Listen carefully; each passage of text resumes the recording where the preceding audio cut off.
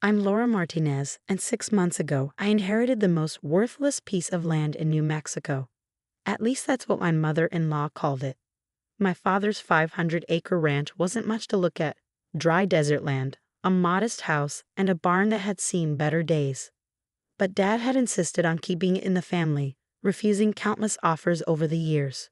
"There's more to this land than meets the eye, mija," he'd always say with a knowing smile. What no one knew was that he'd left me more than just the ranch. He'd left me his research, carefully documented over 30 years, hidden in a safe behind his favorite photograph. When I found it the day after his funeral, everything started making sense. My mother-in-law, Diana Blackwood, had been trying to get her hands on the ranch since I married her son Thomas 3 years ago. The Blackwoods owned most of the surrounding property, turning it into luxury developments and high-end resorts. My father's ranch was the last holdout, a stubborn patch of authentic Southwest in their carefully manicured empire. "It's an eyesore," Diana would say at family gatherings, swirling her expensive wine. "Really, Laura, you're doing the whole region a disservice by keeping it as is. We could make it into something special." Thomas, who'd grown up in the world of real estate development, couldn't understand my attachment to the land either. "Mom's right, honey. That ranch is just sitting there, not generating any income. Her offer is more than fair." But I remembered the nights spent on the porch with Dad, studying the stars and listening to his stories about the land. He was more than just a rancher. He'd been a geologist before retiring to run the family property. Those nights weren't just father-daughter bonding, they were lessons he was passing down. The research he left behind confirmed what he'd suspected all along. The geological surveys, water table measurements, and mineral analysis painted an extraordinary picture. But I needed proof, concrete evidence that would stand up to scientific and legal scrutiny. I started making calls, quietly at first. Old colleagues of Dad's from his geology days, government energy officials, environmental scientists. Each conversation added another piece to the puzzle. I hired independent experts to conduct new surveys, paying them from my savings and swearing them to secrecy. Deanna noticed the increased activity around the ranch. "Planning some renovations?" she asked sweetly during a Sunday dinner at her mansion. "You know, if money's tight, our offer still stands."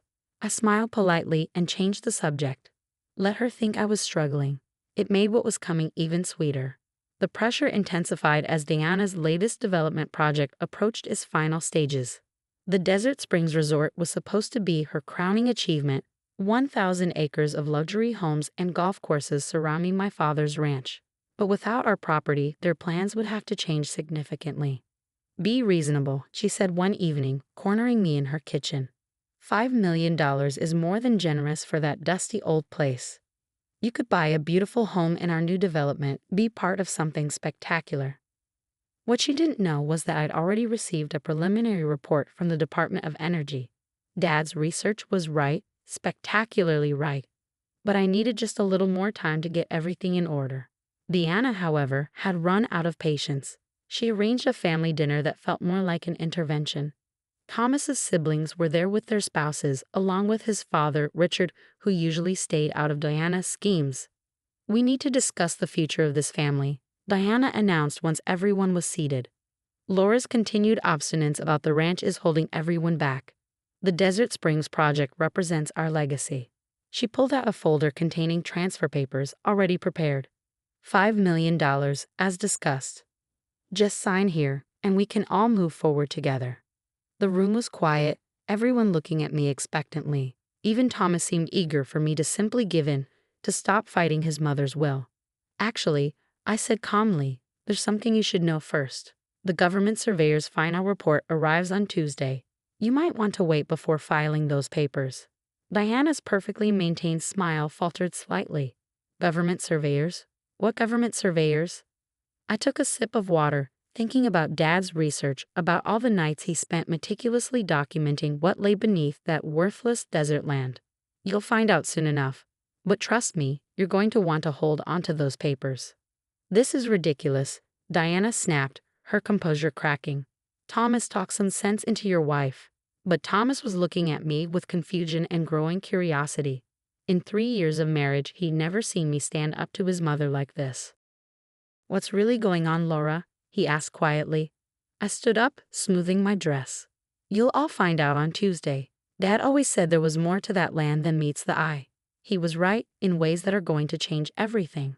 As I walked out, leaving the transfer papers untouched, I heard Diana already on the phone with her lawyers. But it was too late. By Tuesday, everyone would know exactly what my father had discovered beneath that desert soil, and the Blackwood family's plans would never be the same. Tuesday morning dawned hot and clear over the ranch. I sat on the porch where Dad and I used to stargaze, watching dust devils dance across the desert.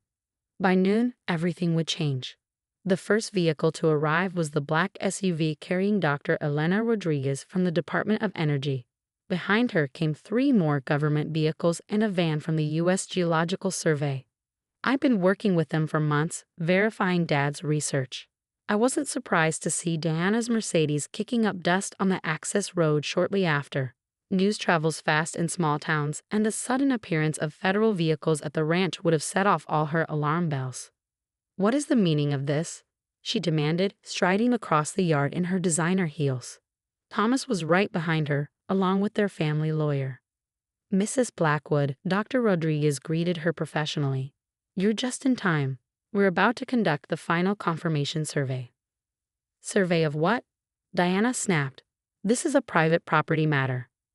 "Actually," Dr. Rodriguez replied, consulting her tablet, "this property sits on what appears to be one of the largest lithium deposits ever discovered in North America."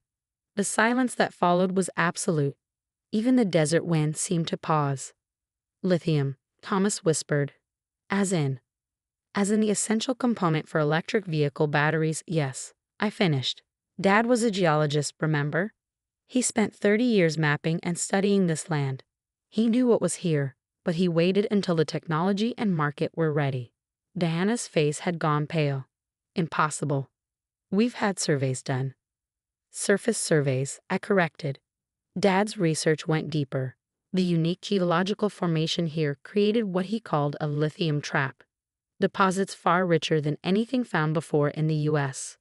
Dr. Rodriguez nodded. "Our preliminary estimates suggest the deposit could supply up to 30% of the nation's lithium needs for electric vehicle production. Given the current push for domestic supply chains, this is a game-changing discovery." I pulled out Dad's research notebooks. He documented everything. The mineral composition, the extraction potential, even environmentally sustainable methods for accessing it. He wasn't just sitting on this land. He was protecting it until it could be developed responsibly. Diana's lawyer was already on his phone, frantically researching lithium prices. I saw the moment he found the current market value. His eyes went wide. "The $5 million you offered for the ranch," I continued quietly. "The lithium rights alone are worth billions. But that's not even the best part." Dr. Rodriguez took her cue, pulling up a satellite map. "The deposit extends well beyond the ranch boundaries. However, due to the geological formation, the only viable access point is through this property. Any extraction would have to begin here." I watched understanding dawn on the Blackwoods' faces.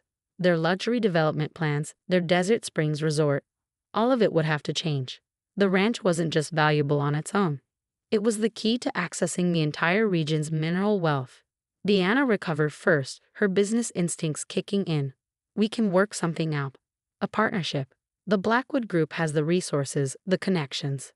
I've already made other arrangements," I cut in.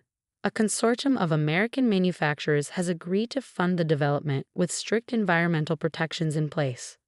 Part of the land will remain a working ranch, honoring Dad's legacy. The rest will become a model for sustainable mineral extraction." Thomas stepped forward, really looking at me for the first time since we'd married. "You knew about this, all those times Mom was pressuring you to sell." "I suspected," I said softly. "But I needed proof. Dad left me everything I needed. His research, his contacts, even introductions to the right government officials. He prepared me for this moment." The next few months were a whirlwind of activity. News of the lithium discovery made national headlines. Environmental impact studies were conducted, permits were filed, and construction began on the extraction facility. True to my word, I made sure it was done right. No cutting corners, no rushing for quick profits. Diana tried everything to get a piece of the project. She offered partnerships, threatened lawsuits, even attempted to challenge Dad's will. Nothing worked.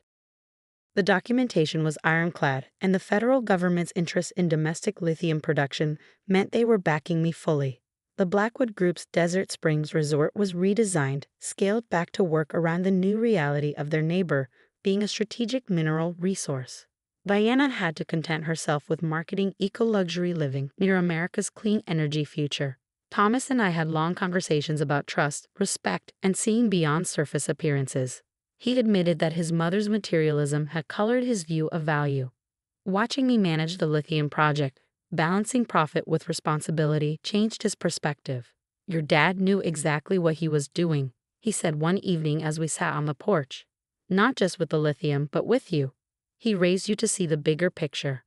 1 year later, the ranch has transformed, but not in the way Deanna had envisioned. The historic ranch house stands proudly restored.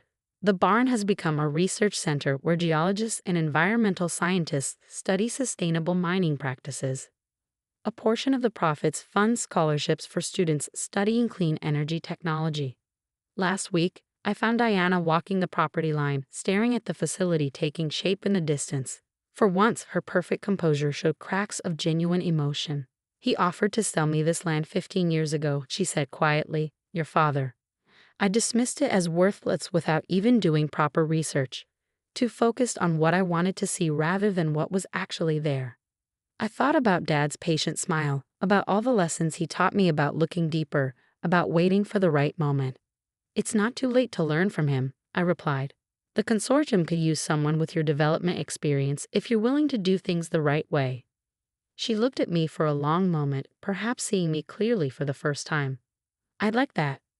Now, as I watch the sunset paint the desert in shades of gold and purple, I think about how appearances can deceive.